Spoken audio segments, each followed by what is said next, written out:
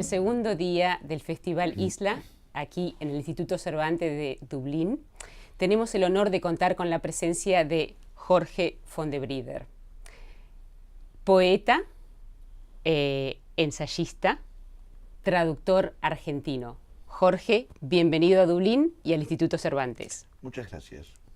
Muy bien. Hoy vas a participar de una mesa redonda que lleva el título de Palabras sin fronteras. ¿Sí? Como traductor habrás derribado muchas fronteras, me imagino. ¿Cuál es la más importante que has derribado de las fronteras? ¿La más importante? Sí, como traductor. Yo supongo que perderle el miedo a la posibilidad de poner lo que está en un idioma en otro, que al principio parece muy difícil y de pronto en un determinado momento empieza a suceder. Pero la verdad que no me imagino ese tipo de cuestión. Nunca me pongo en el modo de tener miedo frente a una cosa. Si hay que hacerla, vas y la haces, punto. Sí. Bueno, y Jorge, tradujiste a autores irlandeses como Claire Keegan, Joseph O'Connor y Moya Cannon. Sí. ¿Sí? ¿De dónde nace este interés por traducir a autores irlandeses? Bueno, la historia es bastante vieja y tiene que ver con que en un determinado momento yo tenía la sensación de que la poesía que se escribía en mi país, yo vengo justamente de la poesía, ya no era referencial respecto de una cantidad de cosas que permitiera verla como poesía argentina. Y justo se me cruzó la poesía irlandesa, que es increíblemente referencial. Entonces la primera cuestión fue justamente estudiar una manera distinta de poder decir las cosas que tenía que ver con esa referencialidad y tratar de copiarla para llevarla al castellano. Tengo la sensación de que mal que bien logré hacerlo, por lo menos en lo que me interesa hacer a mí. Pero al mismo tiempo me topé en este de curso con una poesía que me parece que es una de las mejores que se están escribiendo en la actualidad y retrospectivamente esto tiene una tradición que va muy atrás y que me pareció que era un bien participarla a otra gente y entonces de ahí salió la idea de hacer una antología. Yo en ese entonces trabajaba en una revista que se llamaba Diario de Poesía, que fue probablemente la revista de poesía más importante de los últimos 50 años en Argentina, y tuve la oportunidad de comenzar haciendo un dossier de poesía irlandesa, contando los que habían sido hasta cierto punto mis pequeños descubrimientos, y después trabajando con un amigo, Gerardo Gambolini, hicimos una antología que terminó siendo libro. Desde ese entonces me siento muy a gusto traduciendo a poetas irlandeses y los poetas me fueron llevando a los narradores y los narradores junto con los poetas me obligaron a meterme mucho más profundo en el mundo de la cultura irlandesa, en el mundo de la historia de Irlanda y tratar de decodificar un montón de cosas. Tuve un montón de ayuda de parte de instituciones irlandesas tan importantes como Literature Ireland, en su momento Poetry Ireland también, y tuve muchísima ayuda de amigos irlandeses que en muchas oportunidades me revelaron cosas. Vos mencionabas a Moya Cannon. Una cosa es traducir a Moya Cannon a la distancia y otra cosa es traducir a Moya Cannon viviendo en Galway, donde ella estaba en un momento y que ella me lleve a ver los paisajes que aparecen en sus poemas. O sea, no tuve que imaginar nada, sino que vi con mis propios ojos y eso ayudó muchísimo. Y vuelvo a insistir sobre lo mismo, tengo la sensación de que estamos ante una de las literaturas más importantes de Occidente y que esa literatura tan importante, afortunadamente, es tan vasta que no se completa todavía, no se termina todavía. Digamos, se puede hacer muchas cosas más para darla a conocer. Perfecto. ¿Y cuáles son los mayores desafíos que encontrás a la hora de traducir? Los desafíos no pasan tanto por la traducción, los desafíos pasan sobre todo por la supervivencia. Hay que decir que la mayor parte de los editores y las editoriales con las cuales uno trabaja, o que a mí me tocó ver en general, suelen pagar muy poco, las condiciones suelen ser malas, el respeto pequeño, etcétera, etcétera. Yo a esta altura del partido me puedo dar el lujo de trabajar con quien quiero y en las condiciones a las cuales llego a través de un acuerdo, no acepto cualquier cosa. Para mí una de las peores cosas que tuve, salvo el caso de Pretextos, que fue realmente privilegiado, fue traducir para España. En España las editoriales funcionan como una máquina de hacer chorizos, no funcionan realmente de otra manera. Digamos, se trata de empresas editoriales y cuando uno pone mucho el acento en la palabra empresa se olvida del costado editorial. Digamos, las dificultades que tiene la traducción son las que tiene la traducción y no son insalvables, y en todo caso se puede ir progresivamente mejor. Las dificultades en el trato administrativo para que una traducción llegue al público son gigantescas. A veces es milagroso que un libro se publique. Wow. Y entonces, los que se publicaron, tus libros, ¿cómo fueron recibidos en el mundo hispanoparlante? En Latinoamérica, en líneas generales, bien. Digo en líneas generales bien porque no todos circularon por todos los países. Yo traduje mucho para Argentina, para Chile y para México.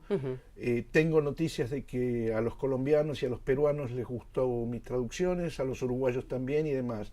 España es más complicado básicamente porque en América Latina no hablamos la misma lengua que los españoles. La prosodia es diferente, entonces lo que a nosotros nos entra bien por el oído, a ellos no, y viceversa.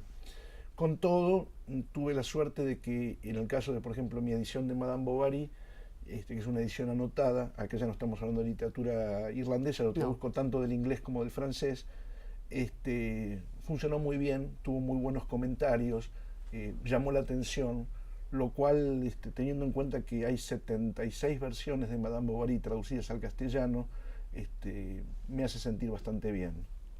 Muy bien. ¿Y ves alguna similitud entre la literatura irlandesa y la argentina? Bueno, lo que yo te había dicho es que en el momento en que yo necesité acercarme a la literatura irlandesa, por lo menos en la poesía había un problema. Acá hay una cuestión importante a considerar. Una cosa es la literatura y otra cosa son los libros, vale decir, cuando la literatura se mediatiza a través de libros, ¿vale? Y intervienen las editoriales como para decidir qué es lo que se publica y qué es lo que no se publica. Voy a ser muy claro. Argentina es un país de cuentistas. Tuvimos cuentistas extraordinarios como Borges, como Cortázar, y sin embargo hoy en día un cuentista no puede publicar un libro de cuentos porque la mayor parte de las editoriales quieren novelas, una superstición completamente estúpida. Irlanda es un país de grandísimos cuentistas, donde todavía los cuentistas pueden llegar a publicar libros, digamos, con más facilidad que en otras partes. Yo diría que eso es un punto donde tenemos algo en común. Y después la otra cosa inevitable es pensar en Borges, en el sentido de que Borges le dio a la literatura argentina una ultraconciencia de la lengua, y uno podría pensar que nombres como Yeats o Joyce le dieron a la literatura irlandesa una ultraconciencia de la lengua también. Entonces, yo diría que la mayor parte de los escritores argentinos no son ingenuos, como tampoco son ingenuos los irlandeses. Muy bien, sí. Y dime, ¿cómo compaginas tus diferentes facetas, la de poeta, la de crítico, la de periodista cultural y la de traductor? No hay que poner todos los huevos en una misma canasta, no hay que dar ninguna fidelidad por ninguna empresa porque todos tarde o temprano nos van a estafar, y por otro lado uno tiene que estar preparado justamente para esos vaivenes, sobre todo si tiene una familia. Entonces la poesía viene cuando viene y yo no la fuerzo. El resto son momentos que tengan que ver con la pasión. Digamos, yo hago mucha gestión cultural, pero no gestión cultural porque voy a hacer un seminario de gestión cultural pagado por el Ministerio de Gestión Cultural, simplemente porque tengo ganas de organizar algo y entonces busco los medios para hacerlo y encuentro las personas y compagino todo eso como para tratar de hacerlo, y me importa tres pepinos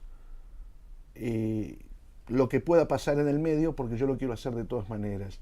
La parte de traducción tiene que ver con el hecho de pasar muchas horas sentado y al mismo tiempo con determinado tipo de urgencias, pero al mismo tiempo también yo diría que me puedo dar el lujo a esta altura de mi vida de elegir cuáles son los proyectos en los que quiero participar o proponerlos yo mismo, con lo cual puedo manejarme con el tiempo en esos términos. Y la parte que tiene que ver con el ensayo y todo lo demás es un modo que de alguna forma me impone también el trabajo periodístico. Yo durante muchos años trabajé en diarios y en revistas y cada lectura era una lectura que no era ingenua, era una lectura que iba al mismo tiempo concebida con la posibilidad de llegar a publicar algo. Así que bueno. Y si tengo que responder todo eso junto, te diría con alegría y sin dificultad. De la mejor manera. Muy bien. Y quizás muchos tengamos en mente esta idea del traductor como un ser solitario, ¿sí? Rodeado de libros, diccionarios. ¿Es así como es el trabajo de un traductor? Mira, yo me levanto temprano a la mañana porque le tengo que dar el desayuno a mi hijo antes de que se vaya al colegio. Y a las 7:30 más o menos empiezo a trabajar y le pego derecho hasta eso del mediodía, y que es cuando la casa tiene más silencio y donde más tranquilo puedo trabajar. Ahora tengo un estudio, pero todavía no me acostumbro a trabajar en el estudio. Luego, la otra cuestión es que yo no considero que la tarea del traductor tenga que ser solitaria. Yo estoy consultando a colegas permanentemente. Y no solamente consultando a colegas, sino leyéndole también a amigos escritores, a ver cómo te suena esta frase, cómo quedó y todo lo demás. Luego lo de los libros y los diccionarios también pasó a la historia. Todo está en Internet. En Internet hay muchos más diccionarios que lo que uno podría comprarse. Y, por ejemplo, en el caso de la literatura irlandesa, te podría decir que yo a veces uso diccionarios regionales de determinadas provincias, de determinados condados de Irlanda, con un léxico particular para cada una de esas cosas. O, por ejemplo, cuando yo trabajé con Madame Bovary, decidí trabajar con diccionarios de la época de Flaubert, no con diccionarios actuales, porque hubo un desplazamiento de sentido en las palabras. Y esos diccionarios de la época de Flaubert están online, yo no los podría comprar. No me puedo comprar el Littré en la edición de 1850. Te entiendo. Pero está online. Sí. Entonces, el trabajo del traductor cambió. Te entiendo, sí. ¿Y cuáles son tus próximos planes? ¿Seguirás traduciendo la obra de autores irlandeses? ¿Qué planes tenés para el futuro? Ahora en noviembre sale la última traducción, que es por una vez me salí del cuadro y hice una antología de cuentos de Klondike de Jack London, porque es el centenario y porque aparte me gusta mucho Jack London y quería darme ese lujo. Después viene la traducción de Death as Doornails, una especie de memoir que escribió Anthony Cronin sobre la vida literaria en Dublín y en Londres en la década del 40 y del 50. Después vienen los 3 cuentos de Flaubert, que es una cosa por la cual había recibido una beca yo de los franceses. Y después, lo más inmediato, es un libro de Patrick Maguire, un escritor galés que escribió una especie de memoir sobre la vida en la casa de sus abuelos en un pueblo de Bélgica. Esa es la parte que tiene que ver con eso.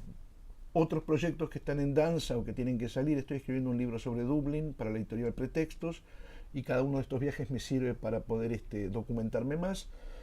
Escribí una especie de libro colectivo con más de 800 testimonios de memorias ajenas sobre los Beatles, una especie de Je me souviens, como lo que escribió Perec, pero que tiene como tema los Beatles y demás.